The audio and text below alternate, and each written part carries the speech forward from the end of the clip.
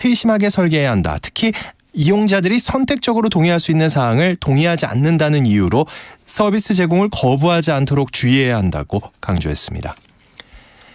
애플과 현대카드가 근거리 무선 통신 결제 서비스 애플페이의 한국 출시를 공식 확인했습니다. 날씨입니다. 오늘도 강원 영동을 제외한 전국 대부분 지방의 초미세먼지 농도는 나쁨 수준을 보이겠고 경기 남부와 충청권, 대구, 광주, 전북은 오후에 일시적으로 매우 나쁨 수준을 보이겠습니다. 오늘은 전국 대부분 지방이 맑겠지만 서쪽 지역에는 낮 동안 먼지 안개가 끼는 곳도 있겠습니다. 서울지방 현재 기온 7.5도입니다. KBS 제1라디오 경제뉴스를 마칩니다. 지금까지 아나운서 오승원이었습니다. KBS.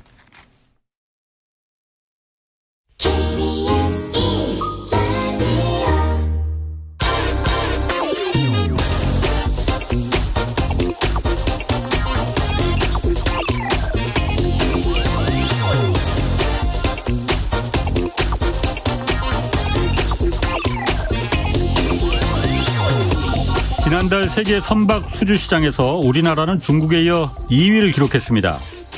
그런데 문제는 배를 만들 기술자들이 지금 없습니다. 10여 년 전 조선업이 호황일 때 약 20만 명의 용접과 도장 기술자들이 조선소에서 일했었지만은 지금은 그 절반도 남아있지 않습니다.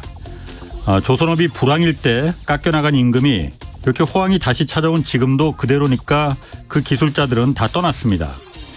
임금을 올려주지 않으려니 저임금의 외국인 노동자를 찾을 수밖에 없습니다.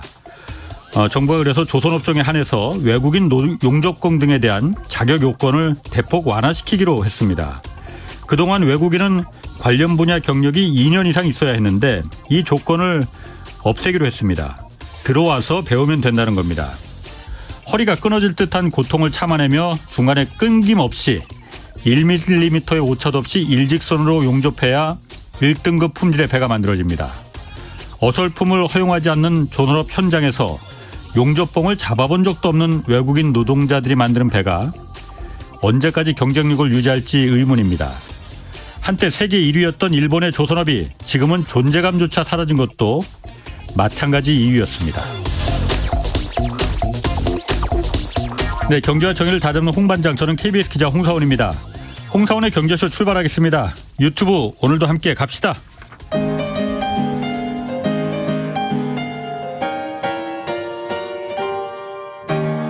대한민국 최고의 경제 전문가와 함께합니다. 믿을 만한 정보만 쉽고 정확하게 전해드립니다. 홍사원의 경제쇼. 네, 오늘 2월 8일이 제가 이 홍사원의 경제쇼 진행한 지 딱 2년 되는 날입니다, 오늘. 그래서 지금 유튜브로 보시는 분들은 보이시겠지만 제 옆에 이렇게 꽃다발이 와 있습니다. 그 애청자 아평굴님이 경제와 정의를 잡는데 계속 화이팅 해달라고 꽃다발 보내주셨습니다. 향기가 아주 좋습니다, 오늘. 이제 봄도 다가왔는데 우리 경제도 좀 이렇게 향기 좋게 봄이 좀 빨리 좀 왔으면 좋겠고요. 자, 오늘 베트남 얘기 주제입니다. 지난해 한국이 수출해서 가장 많은 흑자를 낸 나라가 베트남이라고 합니다. 우리의 그 최대 무역 흑자국으로 부상한 베트남 오늘 좀 그래서 자세히 분석해 보겠습니다. 곽성일 대외경책연구정책연구원 경제안보전략실장 나오셨습니다. 안녕하세요. 네, 안녕하세요. 밖에 굉장히 따뜻하죠? 예, 오늘 날씨가 거의 봄 같습니다. 네. 화사한 꽃도 옆에 있고 해서 일단 축하드립니다. 고맙습니다. 자, 지난해 우리나라가 베트남이 중국이 아니고 베트남이 그러니까 최대 무역 흑자국이 된 거군요. 그러니까. 예. 찾아보니까 중국은 20몇 위던데 보니까. 그렇죠. 중국으로부터 흑자가 보통 300억 이상 나야 되는데 작년에 12억 불밖에 나지 않았습니다. 오히려 베트남으로부터 우리나라가 무역 흑자를 340억 불 기록하면서 제1위의 무역 흑자국이 돼버렸죠. 근데 오히려 또 걱정입니다. 그래서 저는 왜 걱정이에요?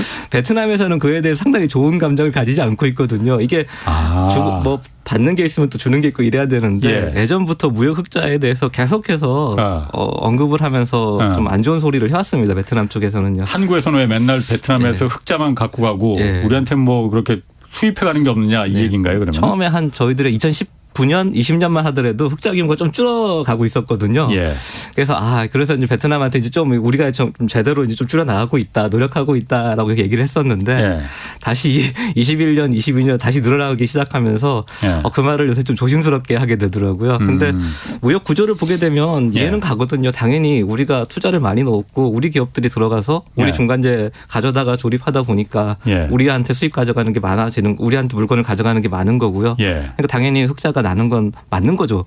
근데 앞으로 그게 어떻게 바뀌어 나갈지는 이제 베트남 정부도, 베트남 기업들이 노력해야 될 거라고 저는 생각이 드는데요. 예. 베트남 기업도 노력해야 되고 예. 또 우리 기업들도 현재 지금 나가 있는 기업들도 아마 좀 그 관리, 이미지 관리 차원에서라도 뭔가 좀 다른 조치가 필요하지 않을까 이렇게 생각을 하고 있습니다. 장기적으로는요. 그게 무슨 말이에요? 이미지 관리 차원에서 다른 조치가 필요하다는 게 이미지 관리가 별로 안 좋아요. 그러면 베트남에는 이미지 좋거든요. 근데 베트남에서 요구하는 게 뭐냐면 기술 이전이에요. 핵심은.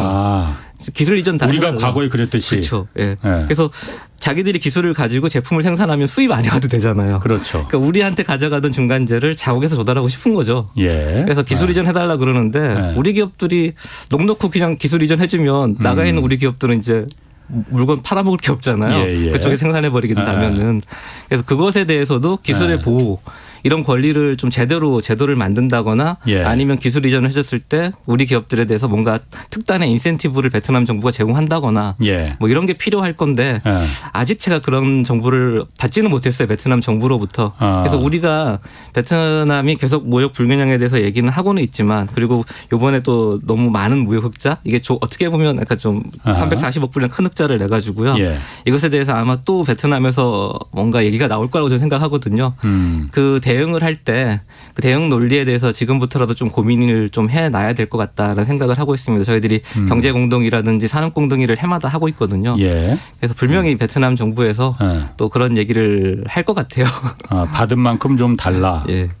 그러면 물론 받은 만큼 그러니까 좀 주는 게 그 뭐 당연합니다. 그런데 그 베트남 사실 잘 모르거든요. 근데 과거 우리가 베트남 이전에 중국이었잖아요. 예. 중국하고 그 있을 때 사실 중국에 그렇게 쉽게 우리가 기술 이전이나 이런 부분에 대해서 과거 중국한테 그걸 좀 선뜻 그렇게 좀 주저주저 했던 이유 중에 하나가 일단 그게 보장이 되겠느냐. 맞습니다. 그런 그 지적 재산권이나 예. 이런 부분이 중국이 워낙 예. 그런 부분에서 그 악명을 갖고 있으니 예. 그런 부분에 대해서 오히려 그러니까 그런 부분 때문에 우리가 주저주저 했던 거잖아요. 예. 베트남은 어떻습니까? 그런 부분은. 베트남도 자기들 스스로 정부는 노력을 하고 있거든요. 제도적으로 확립하려고 노력은 하고 있는 것으로 알고 있지만 예. 여전히 아직은 부족한 단계거든요. 예. 그래서 그 부족한 점이 조금 더 제대로 확립이 된다면 우리 예. 기업들도 좀 편하게 아하. 기술도 넘겨줄 수 그렇죠. 있고 예. 거기서부터 들어오는 이전소득이라는 이런 것도 받아갈 수 있을 건데 그렇죠. 예. 아직 그에 대한 투명하지 않다는 게 대부분 우리 기업들이 얘기해요. 그래서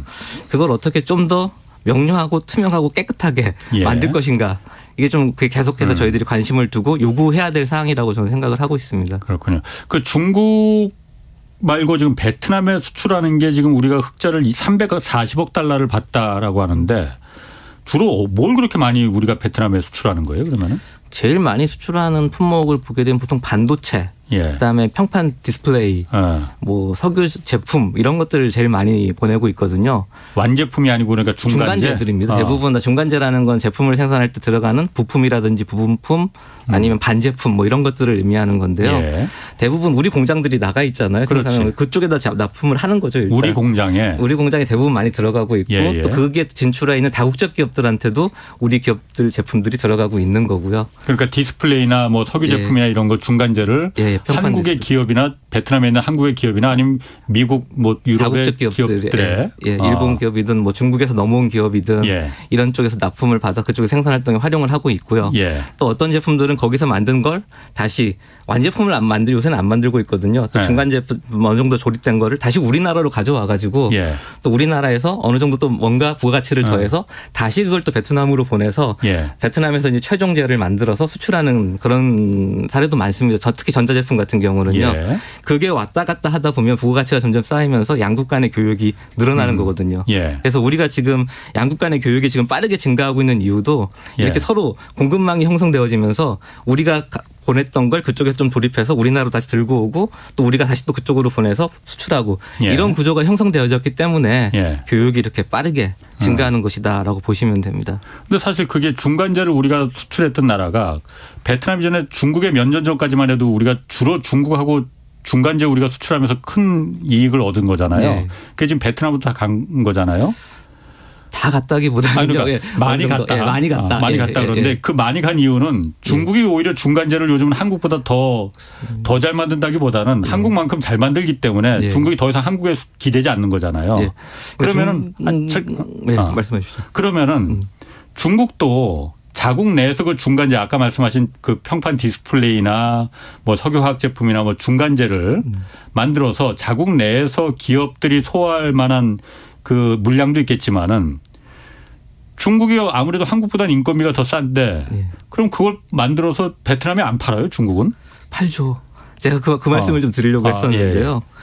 이 베트남 수입 구조를 보게 되면 전체 수입액에서 한 3분의 1 정도가 중국에 의존하고 있어요. 그러니까 중국산이 거의 대부분을 차지한다라고 보시면 돼요. 중국산이 안 들어오면 베트남에서 생산 활동이 영위되지가 않는 구조거든요. 그게 어떻게 보면 지금 가장 큰 걱정 중에 하나입니다. 우리가 지금 중국에 대한 의존도를 줄이기 위해서 동남아 시장을 이렇게 관심을 두고 있고 특히 베트남 시장에 이렇게 관심을 두면서 공을 들였는데 이 수출이 돌아가고 있는 구조를 보니까 대부분 우리가 베트남에 생산을 할 때 중국제가 들어오지 않으면 생산이 안 된다는 거죠. 그래서 이걸 어떻게 좀 다변화시킬 것인가에 대한 고민이 지금 필요하거든요. 그리고 제가 또 한번 연구를 한번 해봤어요. 작년에. 우리가 중국에 몇 가지 품목을 좀 의존하고 있는가. 진짜 저희 시장에서 수입 시장에서 점유율 70% 이상을 차지하고 있는 중국산 제품들. 제가 HS 열단이라고 하면 좀 그렇지만 하여튼 우리 저희들이 쓰는 용어인데요. 좀 세분류로 들어가는 내용이거든요. HS 열단위 기준으로 봤을 때 한 640여 가지가 우리가 중국에 한 70% 이상 의존하고 있더라고요. 그러니까 중국산 제품들이 우리 수입 시장에서 70% 이상 점유율을 차지하고 있었어요. 그래서 이거를 어떻게 아세안으로 좀 대체할 수 있지 않을까? 그래서 아세안 시장을 한번 눈여겨 돌아보면서 아세안에서 조달할 수 있는 품목이 몇 가지나 될까 한번 찾아봤거든요. 다시. 그래서 찾아보니까 이게 좀 너무 첨담한 결과인데요. 44가지 품목밖에 나오지 않는 거예요. 그러니까 동남아에서 가져올 수 있는 게 44가지 품목밖에 없다는 게 저한테는 좀 충격이었거든요. 그래서 이게 갑자기 우리가 중국에서 조달하던 걸 동남아로 바꾸기는 어렵겠구나라는 게 그때 결론이었어요. 그래서 좀 더 안정적인 공급망을 가지기 위해서는 이 중국과의 바로 그 단기적인 뭐 이렇게 금방 단절보다는 오히려 좀 장기적인 전략을 세우면서 아세안에다가 새로운 공급망의 안정적 기지를 구축할 필요가 분명히 있다라는 생각이 좀 들더라고요. 나 그나마 좀 다행스러운 거는 제가 44개 품목이라고 말씀드렸잖아요. 그나마 우리 기업들이 많이 나가 있는 베트남에서는 한 16가지가 나오더라고요. 그래서 우리 기업들이 그만큼 나가면 그만큼 또 가져올 수 있는 게 있구나라는 생각이 좀 들었습니다. 그래서 좀 이거를 아세안 전역으로 확장시켜 놓을 필요는 있겠다라는 생각이 좀 들었어요. 그런데 그 중국 아까 44가지밖에 없다고 했는데 그게 사실 우리가 원해서 그러니까 중국에서 그걸 이제 끊는다 뭐 그런 표현이 좀 그렇지만은 끊는 게 아니고 자연스럽게 그러니까 우리가 끊어지는 거잖아요. 그러니까 중국이 그러니까 그만큼 발전했으니까 기술이 그만큼 우리한테 배워서든 뭐 스스로 역량을 키워서든 어쨌든 간에 그만큼 올라온 거잖아요. 그걸 뭐라고 할 수는 없는 거잖아요. 그러니까 참 우리 입장에서 답답한 게 아까 그럼 중국을 대체할 수 있을 만한 우리가 중국이 여태까지는 기대했었는데 중국을 대체제로다가 좀 동남아 국가에서 찾아보니까 44개밖에 안 된다. 그렇다고 중국한테 다시 이걸 갖다 우리가 해달라고 해서 지금 될 수 있는 상황도 아닌 거잖아요. 아니죠. 미중 간의 첨예한 갈등 상황에서 저희들이 뭔가 좀 더 안정적인 조달처를 확보하는 게 필요한데 쉽지만은 않은 것 같습니다. 그래서 정부에서도 상당히 노력을 많이 좀 할 것이라고 저는 생각을 하고 있습니다. 그럼 우리가 베트남한테 많이 수출하는 건 중간재라고 했고 그럼 베트남이 우리한테 우리가 베트남에서 많이 수입하는 거 일단 수입량은 얼마나 된다고 하시죠 아까? 베트남이 그러니까 우리가 베트남으로부터 수입하는 건 한 작년에 670억 불 정도를 수입했습니다. 우리가 베트남에 수출한 게 670억 불이고요.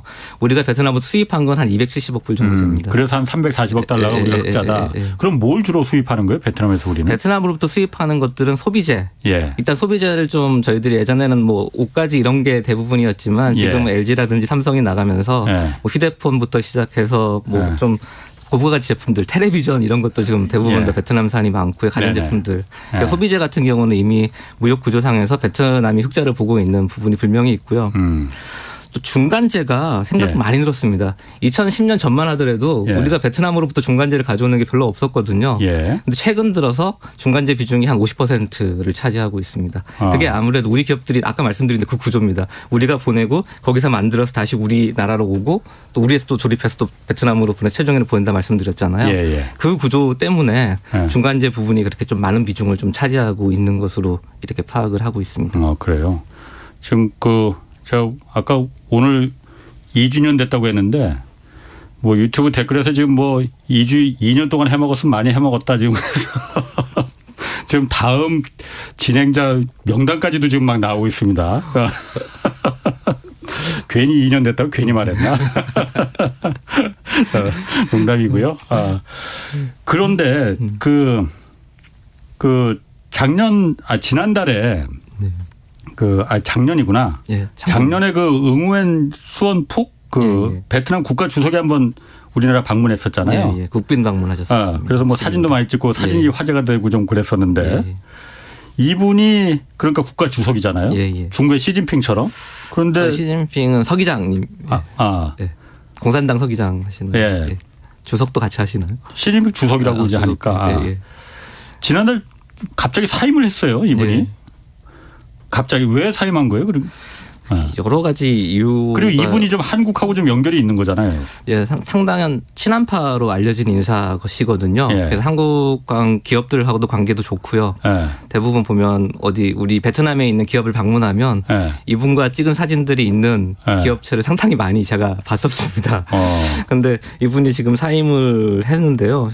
내부적으로 좀 들리는 말에 의하면 뭐 부패 문제가 약간 관련되어져 있다라고 얘기를 하시는데 뭐 그걸 제가 이렇게 확인할 수 있는 건 아니라서 말씀드리기 좀 조심스럽고요.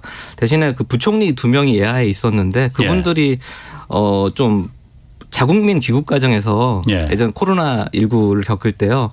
자국민 귀국 과정에서 약간 좀 뇌물 같은 걸 받으셨나 봐요. 또 과도한 비용을 청구하면서 뇌물을 좀 받으시고 또 뭐 이렇게 코로나 진단 키트 관련해 가지고도 거기서도 약간 좀 뭐 비리 문제가 좀 있었던 것 같습니다. 그래서 그 문제로 인해서 부총리 2명이 좀 물러났거든요. 그래서 푹 주석이 그에 대한 도덕적인 책임이라 그럴까요? 자기 정부에서 이렇게 했다고 해서 물러나는 모습을 좀 취했습니다. 그래서 물러나셨고요. 그럼 새로 주석이 뽑았어요, 그러면? 네, 지금 그래서 부주석 하시던 여자분이 주석으로 이렇게 됐습니다. 올라가셨고요. 그 이유에 대해서는 한 3가지 정도 이렇게 관찰이 있는데요. 이게 지금 베트남 내부에서 부패 척결에 대한 운동 중에 하나로 나타나는 모습이다라는 게 있고 권력 투쟁이다라고 해석하시는 분도 있고 또 이게 또 베트남이 또 중국을 닮아가는 게 아니냐 이렇게 또 우려하시는 분도 있고 여러 가지 어떤 의미에서? 그러니까 그 응우엔 푸종 총비서 그러니까 응우엔 푸종 서기장이라고 베트남 공산당 서기장 하시는 분께서 3년임을 하시고 지난 이제 시진핑 주석이 3년임 했을 때 바로 중국에 달려갔거든요. 그러니까 그분은 그러니까 이름이 비슷비슷해서 좀 헷갈리는데 쫑이라고 생각하시면 돼요. 쫑 비서관이라는 분이 그러니까 베트남의 1인자고 쫑 서기장. 쫑 서기장이. 그러니까 베트남 권력 구조가 서기장. 공산당 서기장이 1인자. 그다음에 주석이 우리나라 대통령이고요. 그다음에 총리가 있습니다. 판민증 총리가 있고 그다음에 국회의장이 있습니다. 이 4명이서 권력을 나눠서 이렇게 가진다라고 보시면 되는데 그중에서 가장 권력이 제일 세신 분은 쫑 서기장. 서기장이 제일 센 것이죠. 그럼 쫑 서기장이 지금 푹 주석을 갖다가 너 먹었으니까는 사임해. 뭐 당시 먹었는지 모르겠지만 밑에 휘하의 부총리들이 먹었으니 혼자 먹었겠느냐. 같이 책임을 지고 물러나라 이렇게 한 거잖아요. 그걸 잘 모르겠어요. 그렇게 말씀드리기가 조심스럽습니다. 이게 저도 내부적 알력에 대해서는 저도 잘 모르는 내용이라서요. 내부적으로 왜 물러난지는 그렇다 치더라도 이 푹 주석이라는 분이 의미가 있는 게 한국에 대해서 굉장히 좀 네트워크도 강하고 뭐 자주 만나셨다면서 또. 그래서 시장도 한국 기업들하고 상당히 관계가 좋으셨던 분이기 때문에 그 밑에 있던 부총리들도 당연히 한국과의 관계가 좋았을 것이다라고 저는 생각을 하거든요. 그래서 그 네트워크가 이제 사라지고 나면 우리 기업들이 이제 또 새로 네트워크를 만들어야 되는데 그게 좀 시간이 좀 많이 걸리고 좀 아주 힘든 일이 되지 않을까. 그게 좀 우려스러운 측면 중에 하나입니다. 그래서 보통 베트남도 중국처럼 관시 같은 게 있어서 아는 사람들한테 오히려 좀 잘 챙겨주고 이런 면이 분명히 있거든요. 근데 그런 게 이번 사건을 통해서 좀 없어져 버렸기 때문에 앞으로 우리 기업들이 활동하는 데 있어가지고 좀 어려움이 있지 않을까 하는 그런 약간의 우려가 조금 있긴 하고 있거든요. 그래서 좀 더 아마 우리 기업들이 전략적으로 노력을 좀 많이 해야 되지 않을까. 앞으로 다른 뭐 네트워크를 만드는 데 있어서 투자를 더 한다거나 아니면 다른 기업들 연합을 한다거나 뭔가 좀 조직을 만들어서 대응할 필요가 분명히 있을 것 같다는 생각을 하고 있습니다. 그 푹 주석이라는 분이 대표적인 베트남에서 친한파 일종의 친한파로다가 알려져 있었던 분이죠? 예, 좀 친한파 인사로 이렇게 평가되어지고 있습니다. 그러게. 그분이 그냥 갑자기 사임해서 가뜩이나 우리가 좀 중국의 대안으로 이제 베트남을 좀 그 고려를 좀 하고 전략을 세워야 되는데 아무래도 좀 우리한테는 그렇게 뭐 좋은 뉴스는 아니네요. 예, 좀 저도 안타깝게 생각하고 있고요. 베트남 연구하신 학자분들이 다들 안타까워하시더라고요. 만나면. 그래서 그렇겠죠. 아무래도 뭐 우리한테 우리 사정을 가장 잘 알고 우리 입장을 좀 그래도 좀 봐주는 국가 지도자였는데 그러면 그 아까 쫑 비서, 쫑 서기장, 쫑 총비서, 쫑 총비서, 쫑 총비서는 한국에 대해서는 어떤 입장인지. 아직 뚜렷한 뭐라고 말씀드리기는 그런데요. 약간 좀 어떻게 보면 중국 아까 그 시진핑 주석을 만나러 바로 갔다고 제가 말씀을 드렸었잖아요. 그래서 그런 걸로 봐서는 쪽으로? 약간 좀 친중에 경도되어져 있지 않을까라는 좀 우려가 있긴 그렇군요. 합니다. 그렇지만 베트남 전체로 봤을 때는 상당히 베트남 사람들이 실용적인 분들, 실리에 밝은 분들이거든요. 그래서 이게 뭐 친중이다, 뭐 친미다, 뭐 이렇게 바로 노선을 드러내진 저는 않을 거라고 저는 보고 있고요. 좀 더 자기 나라한테 이익이 되는 나라가 어디일까를 판단하면서 계속 이렇게 저울질하면서 행동을 할 것이다라고 보고 있습니다. 그렇군요. 그 아시아 국가 중에서 지금 베트남이 성장이 가장 빠르다고 하잖아요. 중국보다도 지금 베트남이 성장률이 더 빠르죠. 작년에 베트남이 8% 기록했습니다. 작년에? 네, 2022년. 그러니까 자기들이 처음에 중국이 작년에 3%인가밖에 안 됐잖아요. 처음에 자기들이 계획 세울 때만 해도 6% 이렇게 계획을 세웠는데 의외로 8%를 기록하면서 상당히 좀 자신감을 가지고 이렇게 얘기를 하더라고요. 근데 뭐 그렇다고 해서 또 저는 또 긍정적으로만도 보지 않는 게 그 이면에 그러니까 거시지표들은 베트남이 너무 좋아요. 그래서 뭐 물가도 어느 정도 안정되어져 있고요. 자기들이 타겟으로 했던 게 4%였거든요. 인플레이션을. 근데 그것도 안정적으로 잡아서 3% 초반으로 잡았고 또 뭐 실업률이라든지 모든 지표들이 대부분 다 안정적이라서 괜찮다 이렇게 보고는 있는데 그 이면에 좀 다른 문제점들이 분명히 있는 것 같아요. 지금 드러나고 있지는 않지만 이 코로나19를 겪으면서 우리나라도 아마 그런 문제가 있을 거라는 저는 생각이 드는데요. 한계 기업들의 문제. 그러니까 기업들에 있어가지고 기업이 발행한 채권들이 많거든요. 그게 부실화된 경향이 상당히 있다라는 얘기가 지금 들리거든요. 그거를 해소하지 않으면 그 나중에 좀 큰 문제로 닥칠 거라는 좀 생각이 들어서 좀 조심스러운 부분이 분명히 있는데 베트남 정부에서 아마 그 부분에 대해서 인식을 하고 있는 것으로 저는 알고 있습니다. 그래서 조만간 어떤 액션이 취해질 거라고 저는 보고는 있는데요. 우리도 한번 그것 좀 유심히 지켜보려고 지금 하고 있습니다. 그래서 만약에 그런 문제가 불거진다고 하면 이제 좀 저희들도 이제 금융상의 문제잖아요. 그거는 기업들이 이제 무너져 버릴 수가 있기 때문에 그거는 좀 저희들 지켜보면서 좀 대응을 할 필요가 있다라고 보고 있는데 나머지 거시지표들에 있어서는 상당히 좋은 편이다. 근데 수출도 근데 좀 문제되는 것도 또 이거 다 좋은 말만 해야 되는데 아니요, 나쁜 말도 있어야죠. 상반기 때는 상당히 좋았거든요. 작년에. 근데 하반기로 갈수록 그 증가율이 약간 좀 완만하게 하락했어요. 그래도 전체적으로 보게 되면 제일 큰 수출액, 그다음에 제일 큰 교역액. 그러니까 지금까지 베트남이 7천억 달러의 교역액을 기록한 적이 없었거든요. 작년에 처음으로 7,200억 불 정도를 기록하면서 제일 최고점을 찍었습니다. 그래서 수출에도 상당히 좋고 교역도 늘었는데 이 증가세가 쫙 치고 올라가면 저도 좋다 이렇게 할 건데요. 이게 증가하다가 좀 꺾였다는 점에서 약간 좀 우려 효과가 되는 면이 분명히 있고요. 올해 이제 어떻게 될 것인지 좀 관찰을 좀 해둘 필요가 있다라고 보고 있습니다. 근데 전 세계 경기가 지금 너무 안 좋잖아요. 예. 그래서 이게 베트남도 보통 제품을 만들어서 최종재료만 수출을 해서 이렇게 먹고 사는 나라다 보니까 예. 해외 수요가 없으면 수출이 늘어날 수가 없는 구조거든요. 예. 그래서 좀 걱정입니다. 그래서 미국이라든지 유럽이라든지 이런 쪽 경기가 좋아져야지만이 예. 수출이 다시 이렇게 늘어날 텐데 그게 지금 올해 상반기는 좀 그렇지 않을 거라고 지금 대부분 전망이 있어서 좀 걱정을 하고 있죠. 올해는 그럼 베트남 성장률을 어느 정도나 예상하는 거예요? 작년에 8%나 치고 보통 한 올라갔습니다. 6.5% 정도 이렇게 전망 기관들은 예측을 하고 있습니다. 그래도 6.5%면 세계에서 가장 원탑 아니에요? 그렇죠. 근데 원래 그 정도 성장을 계속 해왔었거든요. 베트남은요. 6.5, 7% 이상씩 계속 해왔던 나라라서 예. 그리고 그렇게 높다라고 보지는 않고요. 그리고 워낙 국민소득이라는 게 작잖아요. 예. 그래서 작은 나라들이 원래 성장력이 빠르다, 성장하는 속도가 빠르니까 예. 그걸 가지고 이렇게 크다, 이게 뭐 6%, 7% 높다 이렇게 평가하기는 좀 이른 면이 있죠. 우리도 예전에 성장 많이 할 때는 20%까지도 가고 두 자리 있었으니까. 수였으니까. 예. 그럼 베트남의 지금 어쨌든 경제 성장세를 지금 견인하는 게 요인이 어떤 겁니까? 그냥 인건비 싼 그거로 인해서 그거밖에 없는 거예요? 인건비는 솔직히 베트남 인건비가 진짜 빠르게 높아졌습니다. 네. 그래서 2010년대 들어서면서부터 올라가는 속도를 보게 되면 정신없이 이렇게 막 올라가거든요. 치고 올라가는 바람에 예. 우리 기업들이 다들 너무 빠르게 올라간다. 예. 그래서 뭐 적응은 해 나가고는 있지만 겨우겨우요. 예. 다들 좀 불만 섞인 목소리를 다들 내셨었거든요. 그래서 예. 인건비는 중국의 절반 정도 수준이라서 예. 그나마 중국에 비해서는 나을지 모르지만 그 속도가 너무 빠르기 때문에 증가하는 속도가 너무 빨라서 예. 우리 기업들한테는 좀 아직까지는 그래도 어려운 점 중에 하나다라고 인식되어지고 있고요. 예. 반면에 베트남 하면 제일 좋은 게 일단 시장, 지금 접근할 수 있는 시장이 많다는 겁니다. 그러니까 베트남이 맺은 FTA가 예. 우리나라만큼이나 많습니다. 그리고 다국적, 그러니까 다자 FTA라고 하는 RCEP이라든지 CPTPP 예. 이런 건 베트남이 우리보다 더 많이 가지고 있거든요. 그러다 보니까 오히려 그런 베트남을 통해서 시장에 접근할 수 있는 기회가 많다 보니까 투자가 몰리는 거죠.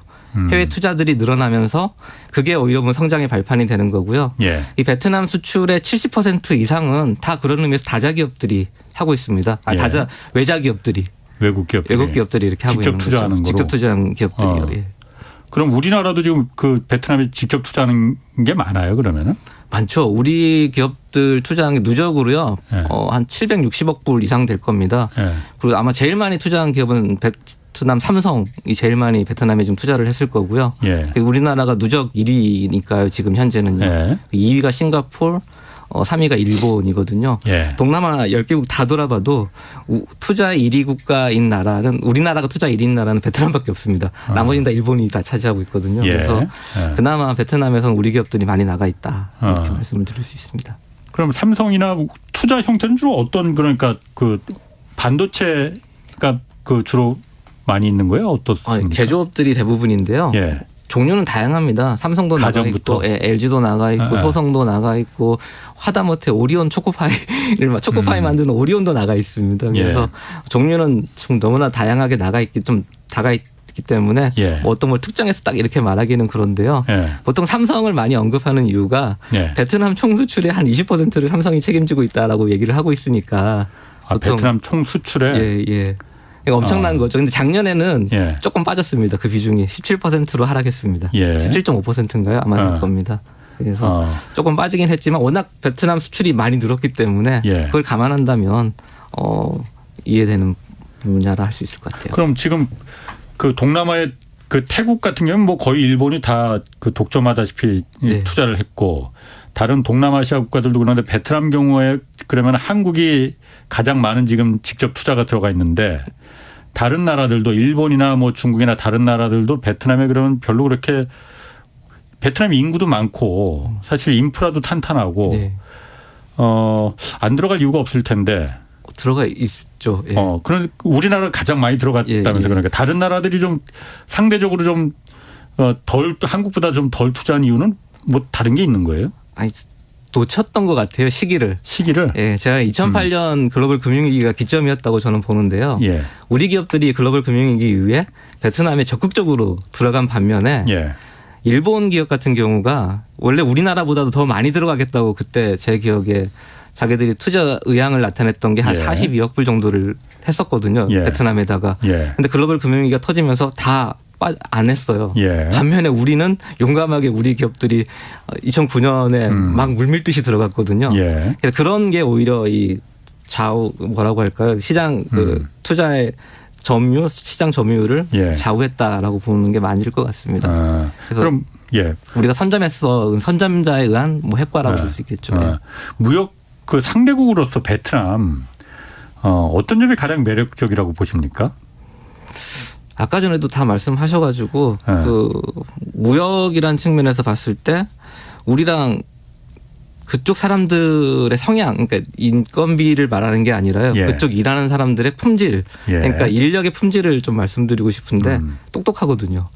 그리고 손재주도 좋고요. 그래서 그런 면에서 가지고 우리 기업들이 들어가서 활동하기도 편하고 또 제품을 만들어서 품질이 어느 정도 보장이 되다 보니까 우리가 거래할 수도 마음 놓고 거래할 수도 있는 거고요. 그래서 그런 의미에서 좀 좋은 시장 여건을 가지고 있다라고 저는 생각을 하고 있고요. 또 다양한 뭐 이렇게 생각해 볼 수도 있는데 바로 지금 떠오르지가 않네요. 뭐 너무나도 많은 좋은 조건들이 있어서 인프라도 사실 베트남 같은 경우에는 사실 우리가 중국을 다음 대안으로 생각했을 때 인도나 베트남 여기를 얘기하지만은 인도는 워낙 많은 인구가 있으니까 그게 굉장히 큰 장점인데 대신 인프라나 그 노동력의 질적인 면에서 좀 많이 떨어지고 베트남도 인구는 지금 1억 가까이 되죠. 1억 가까이 되지만은 인도에 비해서 상당히 좀 그 상대적으로 좀 그 인구는 작지만은 그다음에 그 대신 노동력의 그 질이 굉장히 좋다. 그리고 그 상대적으로 안에서 도로나 전기 이런 부분에 대한 인프라가 잘 갖춰져 있다는 거 이런 부분이 좀 장점 아닌가. 그렇죠. 맞습니다. 인프라가 아세안 10개국 다 따라 다녀봐도요. 그러니까 우리가 갈 수 있는 나라가 몇 개 없거든요.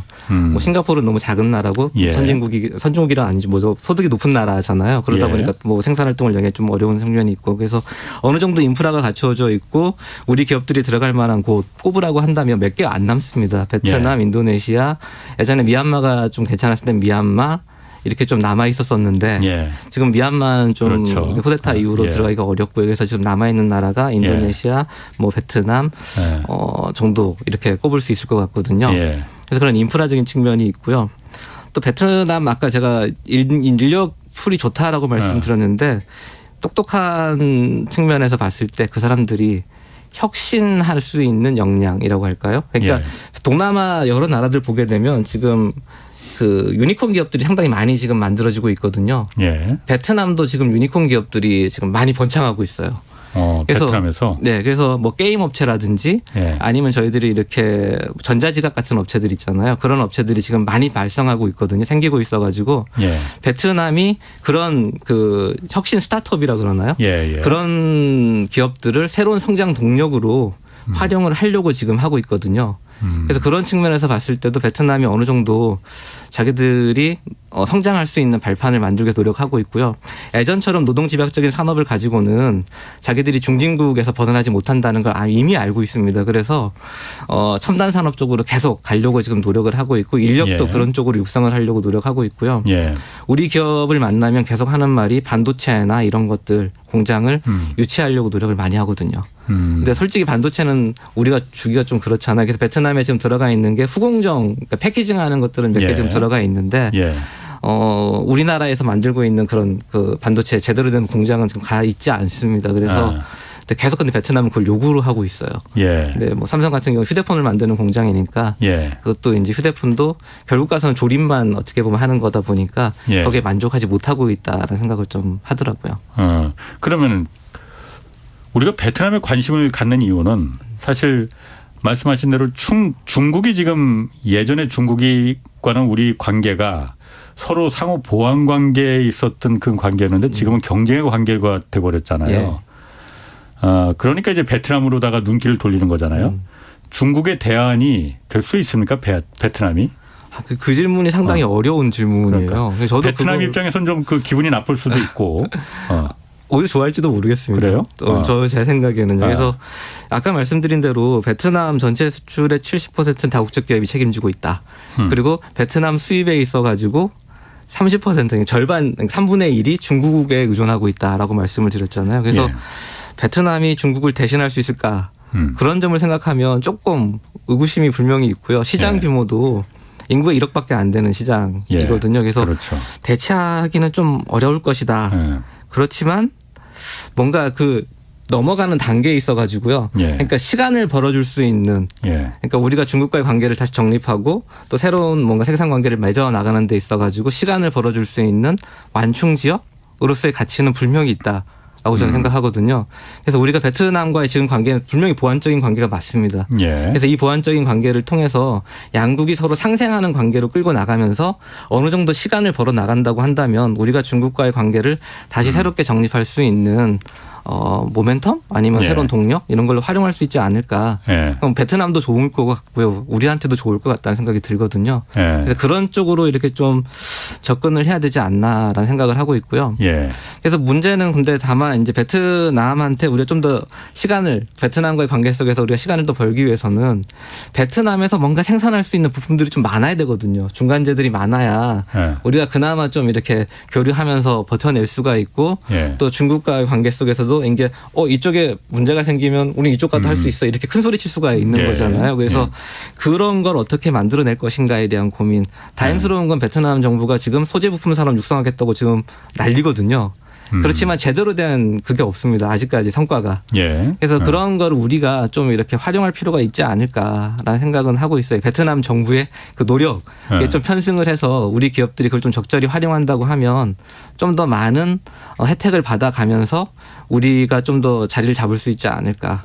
그런 생각은 하고 있습니다. 그래서 바로 이걸 뭐 중국을 대체하는 기지 이렇게 보기보다는 그러니까 중국과의 관계를 뭔가 새롭게 하기 위한 좀 뭔가 좀 뭐라고 할까요? 좀 보완제적인 역할이라고 할까요? 아까 그 중국이 베트남이 소재 부품 산업을 그 활성화시키기 위해서 노력하고 있다는데 네. 우리가 그러니까 그걸 좀 아까 활용한다는 거 표현하셨잖아요. 네, 예. 그게 좀 뭘 활용을 한다는 건지 좀 그 잘 안 와닿는데. 그렇죠. 저도 좀 그게 힘드실 거라 생각이 드는데요. 예. 왜냐하면 베트남 기업들이 생산을 해야 되는데 예. 베트남 기업들은 능력이 안 되거든요. 그렇죠. 기술도 없고 자본도 부족할 자본이 테고. 없거든요. 예. 그래서 맨날 하는 말이 우리 기업들한테 기술 이전 해달라고 이건 아까 말씀드린 그 내용이거든요. 그래서 우리가 뭔가 지금 베트남이 R&D 센터 만드는 데 있어가지고 상당히 적극적으로 지금 예. 우리 정부한테 요구하고 있고 우리 기업들한테 요구를 하고 있고요. 예. 자기들 인력들에 대한 교육 이것에 대해서도 상당히 많은 도움을 원하고 있습니다. 예. 그래서 오히려 그래서 저는 이걸 기회라고 보는 이유가 우리가 만약 베트남에 들어가서 R&D 센터를 만들든 뭐 인력 양성 센터를 만들든 그 안에 우리 기자재를 넣는 거죠. 우리 기자재를 넣고 우리 설비에 익숙한 인력들을 뽑아낸다고 하면 그 인력들은 결국 우리 기업들한테 도움이 되는 거잖아요. 아까 조선업 말씀하시면서 그 인력이 없어가지고 지금 난리다라고 말씀하셨었는데 미리 우리가 그런 인력들을 현지에서 좀 육성해 놓을 수 있다는 거죠. 그래서 우리 기업들이 나갔을 때 어려움 없이 좀 활동할 수 있고 만약에 좀 우리 인력이 한국에서도 인력이 부족하다고 하면 그 인력들을 데려다가 쓸 수도 있는 거고요. 그래서 좀 더 넓은 시야로 좀 봐야 되지 않을까 이제는 좀 모르겠습니다. 이렇게 말하면 또 저를 또 막 뭐라고 하시는 분이 있을지는 모르겠지만 아니, 뭘 뭐라고 해? 노동자분들한테 또 어떻게 보면 불리한 말이잖아요. 그래서 그래서 그런 측면에서 봤을 때 좀 어려운 측면이 우리가 지금 인구가 지금 줄고 있기 때문에 좀 더 생각을 바꿀 필요가 있지 않을까 그런 생각은 좀 하고 있습니다. 그렇군요. 사실 우리가 중국 시장이라는 걸 봤을 때는 중국을 우리가 그냥 단순히 생산 기지, 싼 임금을 가진 노동력만으로만 보는 건 아니잖아요. 그 14억 인구라는 그 큰 시장을 갖다 우리 물건을 팔 수 있는 그게 사실 더 큰 의미를 갖고 있는 거잖아요. 그렇죠. 그런 의미에서 이제 베트남이 중국을 대체할 수 있을 만한 그 나라가 되느냐 그 부분은 이제 거기서 이제 막힌단 말이에요.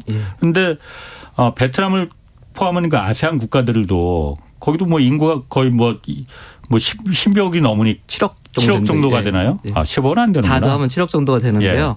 다행스러운 건 아까 말씀드린 베트남하고 아세안 10개국이 이미 무관세 지역이에요. 그래서 그 안에다가 저희들이 뭔가 생산 네트워크를 만든다고 하면 무관세를 활용해서 좀 더 값싸게 만들 예. 수 있거든요. 예. 그래서 뭔가 새로운 이 공급망을 그 안에서 형성할 수가 있는 거죠. 그래서 저는 그냥 한 번씩 이런 말도 하거든요. 우리가 R&D 센터를 베트남에 만들고 있는데 그거를 아시안 전역에다 만들면 어떨까?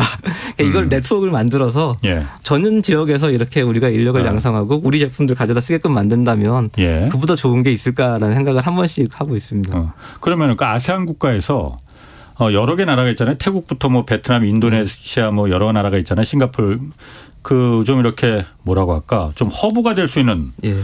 그런 나라는 어떤 나라입니까? 일단 저는 우리 기업들이 가장 많이 나가 있는 데 베트남이기 때문에 예. 베트남이 허브가 됐으면 좋겠다라고 저는 생각을 하거든요. 우리가 당연히 그럴 것 같고. 예. 예. 그렇지만 역량상으로 봤을 때는 솔직히 싱가포르 같은 경우가 제일 좋죠. 인프라도 좋고 예. 그 나머지에 있는 나라들이 와가지고 뭐라고 할까요? 노후에 있는 예. 어떻게 보면 그 있는 국민들이 예. 싱가포르에 가고 싶어 하니까 예. 데려다가 교육시키고 하면 좋아하겠죠. 그렇지만 너무 비싸거든요. 그 지역은. 예. 그래서 그렇죠. 저는 오히려 베트남을 중심으로 이렇게 했으면 좋겠다라는 생각이 들고요. 베트남, 그다음에 인도네시아를 양축으로 해서 이렇게 예. 키워나가면 좋겠다는 게 제 바람이고요. 예. 그렇지만 이것도 있습니다. 아까 전에 그 베트남이 중국을 대체하는 데서 소비지에 대해서 말씀하셨는데 예. 아세안 인구 6억 7억도 있지만 베트남이 아까 세계 대부분 국가와 FTA를 맺었다라고 말씀드렸잖아요. 예. 그런 면에 있어서 충분히 활용할 가치가 있습니다. 그러니까 중간 베트남을 기지를. 그러니까 소비 시장으로 볼 게 아니라 예. 베트남을 거쳐서 다른 시장을 공략할 수 있다는 거죠. 예. 그래서 그런 측면에서 봤을 때도 그 좀 어떻게 보면 어느 정도 대체가 가능하다는 거지 대체까지는 아니지만 그래서 제가 완충 지역으로서 의미가 있다는 예. 말씀을 제가 드리는 이유가 그런 걸 활용할 수 있기 때문에 그런 면에서는 가능성이 분명히 있는 거죠. 그렇군요. 그 베트남이 어쨌든 시장으로 우리한테 작동을 되려면 우리에 대한 우리 한국에 대한 이미지 또 한국 기업에 대한 이미지도 좋아야 될 것 같은데 뭐 보니까 어제 그 소송도 뭐 베트남 당시에 이제 그 양민 학살에 대한 소송도 뭐 그 나오고 그랬어요. 뭐 반반 양면이 좀 있는 것 같아요. 그러니까 베트남이 한국에 대한 이미지 과거 우리와 총불을 두고 맞붙고 싸웠던 그런 이미지도 있고 지금은 그거는 과거고 지금은 서로가 상호 보완 관계에서 같이 잘 살게 도와주는 그 이미지도 있을 테고 어떻습니까? 베트남에서 한국과 한국 기업에 대한 이미지는? 제가 느낀 건 상당히 좋다라는 인상이었습니다. 그래서 좋은 것만 보신 거 아니에요, 그냥? 아니 그렇지는 않고요. 예. 우리 기업들이 당연히 많은 활동을 하고 있어요. 그러니까 베트남 기업들한테 가서 이렇게 CSR 차원에서 또 요새 ESG가 유행이잖아요. 그래서 ESG 차원에서 지원 활동도 많이 하고 있고요. 또 한류라는 게 상당히 어떻게 보면 베트남 국민들한테 우리 한국에 대한 인식을 좋게 만드는 측면이 분명히 있는 것 같아요. 그래서 좋은 이미지를 가지고 있다라는 생각이 들고요. 제가 하나 이제 농담 삼아 드리는 말씀인데 제가 지난 출장 갔다가 우리 LG한테 이렇게 협력업체 하시는 베트남 분을 만났습니다.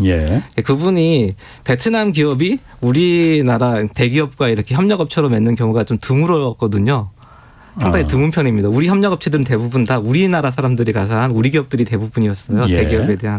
그런데 이분은 베트남 분인데 우리 기업에 대한 협력업체로서 1차 벤더로서 이렇게 활동을 하시더라고요. 그래서 대단하시다라고 하면서 제가 농담 삼아서 이 좋은 걸 갖다가 다른 베트남인 분들한테 그 노하우를 좀 이렇게 전수해 주면 어떻겠냐라고 이렇게 말씀을 드리니까 바로 이렇게 안 된다라고 하시더라고요. 자기는 이걸 얻기 위해서 엄청난 공을 들였다.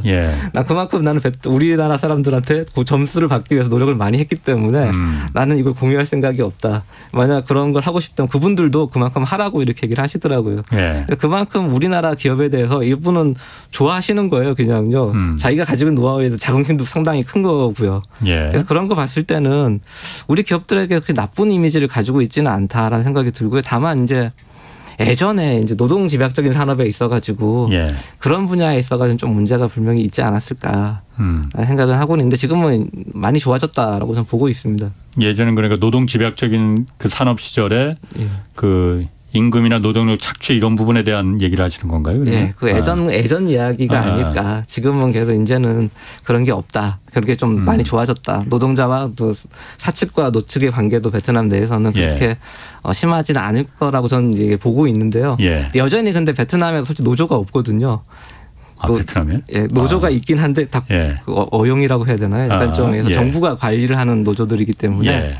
임금 문제에 있어가지고 민감은 하지만 예. 그렇게 뭐 이렇게 큰 트러블이 보고된 적은 예. 예전에는 좀 많이 있었는데 예. 요즘은 그나마 좀 예전보다는 많이 없어서 우리 기업들의 이미지가 그래도 많이 좋아진 게 아닌가라고 저는 보고 있습니다. 그럼 베트남 같은 경우에는 그런 기업이나 이런 데 노동자들이 임금을 어떻게 정해요? 그럼 국가가 정해주나? 그냥 아니면 사장님이 그냥 딱 정해주면 이거를 받아 하면은 그냥 다 받는 거예요? 그건 저도 잘 모르겠는데 기업 간의 관계, 기업이 아마 교섭이 교섭을 하겠죠. 텐데. 예. 그래서 형식적이지만 노조가 있으니까요. 그래서 그쪽하고 교섭을 통해서 정하지 않을까 싶습니다. 그건 모르시는구나. 예, 그건 저도 잘 모르겠습니다. 제가 그걸 물어보지 않았습니다. 기업 하시는 분은. 그러면은 또 이거 예를 들어서 한국이 그 중국에 투자할 때도 그렇고 옛날에 중국에 공장 세우고 그럴 때는 지분을 그러니까 50% 이상을 못 가지게 돼 있었잖아요. 중국에는. 예. 요즘은 좀 많이 바뀌는 추세긴 하지만은 베트남은 어떻습니까? 예를 들어서 직접 투자하고 그럴 때. 베트남도 그런 게 있었다고 들었거든요. 근데 지금 서로 투자법이 바뀌면서 그게 저는 완화된 것으로 알고 있습니다. 그래서 업종별로 분명히 또 그게 다른 것으로 좀 기억을 하고 있거든요. 제가 한번 또 찾아봐야 되겠지만 완화된 것으로 좀 기억을 하고 있습니다. 그렇군요. 그 부분에 있어서는요. 사실 그 부분 때문에 사실 한국 기업들이 그 예전에 중국에 들어갔다가 굉장히 곤혹스러운 경우를 많이 당했었거든요. 그런 조항들 때문에 그냥 나가 하면 그냥 나올 그 빈털터리로 그냥 몸만 빠져나올 수밖에 없는 뭐 그러니까 사실 그게 자유시장주의에서는 뭐 사실 생각할 수 없는 부분인데 아무래도 중국이다 보니까 이제 그냥 그게 가능했었는데 베트남은 어떤지 좀 그게 궁금했었고 앞으로 그러면 한국하고 이제 베트남 관계에서 좀 중점을 둬야 될 부분 이게 정치적인 문제도 있을 수 있고 그게 정치가 이제 곧 산업과 경제로 다 연결되니까 어떤 점을 좀 중점을 둬야 될지 보십니까? 그 양국 관계가 그 작년 푹 주석 방문을 계기로 해서 그 포괄적 전략 동반자 관계로 격상이 됐습니다. 이 포괄적 전략 동반자 관계는 베트남이 맺고 있는 양자 관계 중에서 가장 높은 단계거든요. 그러니까 그 단계를 맺은 나라가 베트남과 맺은 나라가 러시아, 인도, 중국밖에 없었습니다. 세 나라밖에 없었는데 이제 우리나라가 거기 들어간 거죠. 그래서 이제 그 포괄적 전략 동반자 관계라는 거 앞에 포괄적이라는 게 상당히 의미가 있는데요. 좀 더 다양한 분야에서 협력이 분명히 필요한 것 같아요. 그래서 우리가 양국 간의 관계를 봤을 때 경제 협력에 너무 경도된 측면이 분명히 있었거든요. 그리고 사회 문화 협력이라든지 뭐 외교 정치 협력이라든지 이런 걸 봤을 때는 어떻게 보면 약간 일방향적인 협력이라 그럴까요?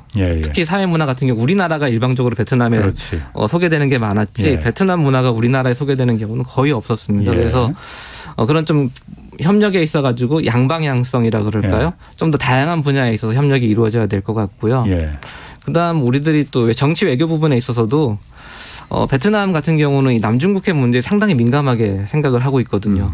그럼에도 불구하고 우리가 공식적으로 베트남에 대해서 지지하는 입장을 표명한 적이 없었습니다. 근데 작년에 이제 푹 주석이 방문을 했을 때 정상선언문에 그 내용이 좀 들어갔거든요.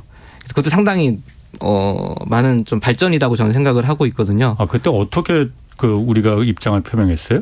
남중국해에 대해서 베트남 측의 입장을 지지하는 쪽으로 이렇게 냈던 것을 저는 기억을 하거든요. 그럼 그거는 중국에 반한 중국이 나쁘고 베트남이 하고 필리핀이 잘한 거야 이렇게?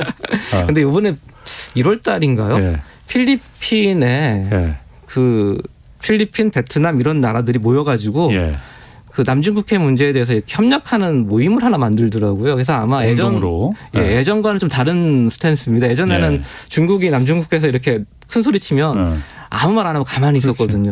근데 지난달에 그런 모습을 보면서 얘들이 좀 얘들이라는 표현 좀 그렇죠. 이런 나라들이 약간 좀 뭔가 입장을 바꾸고 있구나. 이제 좀 더 적극적인 스탠스로 가는구나라는 생각이 들어서 우리도 그럴 때 좀 입장을 좀 뭔가 명확히 할 필요가 있을 거라는 생각을 분명히 하고 있거든요. 그래서 그런 측면에서 좀 저희들이 좀 앞으로는 명확하게 입장을 좀 밝히면서 정치나 외교 측면에서도 저희들이 협력의 폭을 좀 넓혀 나갈 필요가 분명히 있다라는 생각을 하고 있고요.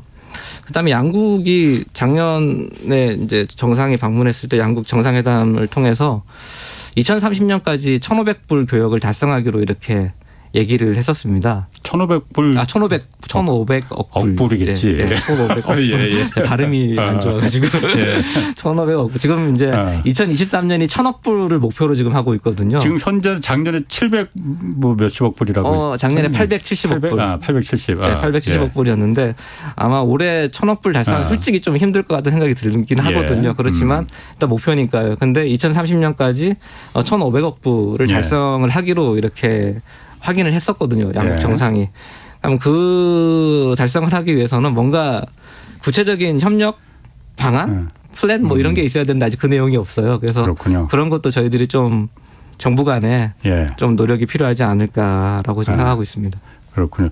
뭐 그러려면 아까 그 처음에 나왔던 얘기지만 그 국가 주석이 좀 더 오래 좀 했었으면 좋았을 텐데 아무래도 한국에 좀 내용을 잘 알고 네트워크도 뭐 좀 많고 이런 분이 저도 좀 아쉽더라고요. 그러게 그분이 다시 올라올 수는 없는 거죠. 그분 거지. 그러니까 언론에 그분 이야기가 거의 지금 사라진 걸로 봐서는 힘들지 않을까 모르겠으면 좀 지켜봐야 되겠지만 지금 단계에서는 좀 조심스럽습니다. 뭐 판단 내리기는. 알겠습니다. 뭐 하여튼 작년이 이제 베트남하고 수교 30년이었는데 앞으로 베트남하고 또 다른 우리가 과거의 한중처럼 큰 시장이 될 수 있는 그런 관계 좀 됐으면 좋겠습니다. 8748님이 세탁소를 운영하신다고 하는데 월요일부터 금요일까지 하루도 빠지지 않고 경제쇼 듣고 있다고 계시다고 2주년 축하합니다. 앞으로도 경제쇼 계속 부탁드린다고. 지금 인터넷 댓글에도 뭐 격려 계속 하시라고 의견 많습니다. 지금 그래서 아까 뭐 하마평에 올랐던 김원장이니 뭐 박대기, 서영민 이런 친구들 김치국 마시지 말라고 제가 가서 얘기하겠습니다. 제가 계속 하는 걸로. 자, 곽성일 대외경책연구원 실장이었습니다. 고맙습니다. 네, 감사합니다. 내일은 미국의 금리 인상 이후 증시 움직임 살펴보겠습니다. 지금까지 홍사원의 경제쇼였습니다.